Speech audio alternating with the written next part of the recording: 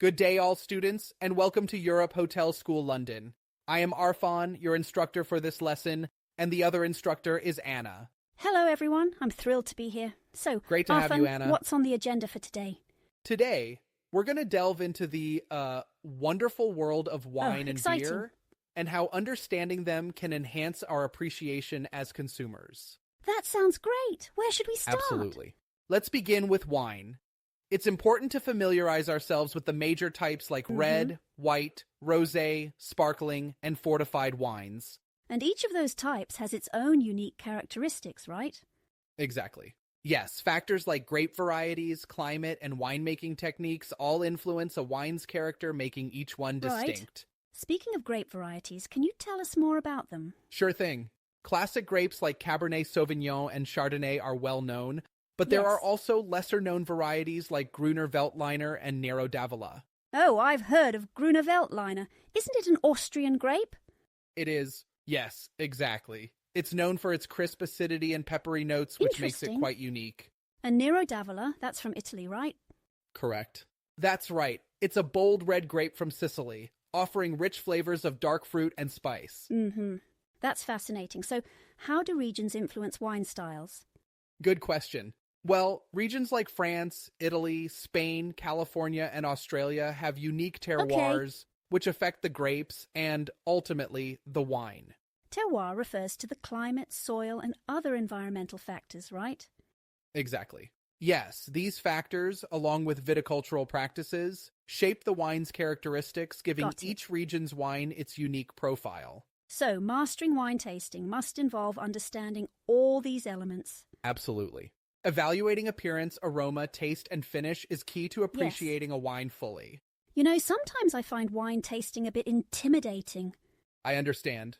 It can be, but with practice, it becomes easier. It's all about paying attention to the nuances and enjoying the experience. But don't you think that sometimes we overcomplicate things with wine tasting?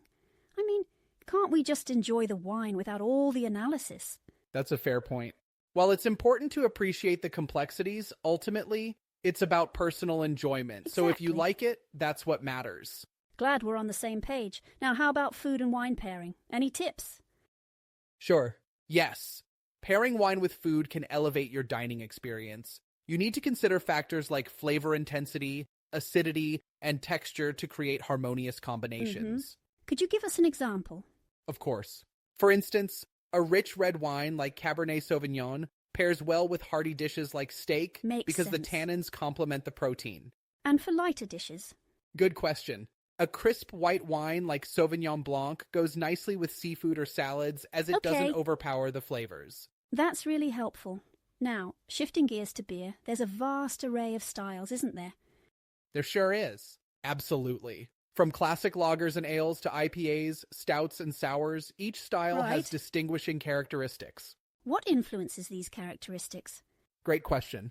Factors like brewing methods, ingredients, and flavor profiles play a big role in defining each beer style. Speaking of ingredients, grains and hops are essential, correct? Yes, indeed. Yes. Different grains impart different flavors and characteristics to the beer, while hops contribute bitterness, aroma, and flavor. So the type of grain used can change the entire taste of the beer? Exactly. Precisely. For example, using roasted barley creates those rich, dark flavors in stouts, whereas lighter grains produce milder beers. And hops, are they all the same? Not at all. There are many varieties of hops, each with unique characteristics affecting the beer's bitterness and aroma. That's so intriguing. It really adds depth to beer appreciation. Definitely. Understanding these elements can enhance your enjoyment and help you make more informed choices.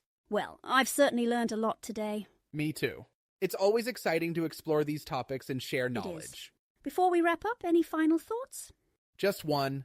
The journey of understanding wine and beer is ongoing, and there's always more to discover. Absolutely. Well, thank you, Arfan, for this insightful lesson. Thank you, Anna. Thank you for listening, and have a nice day, everyone. By the way, please complete all the quizzes from the lessons you've learned. Thanks. Bye.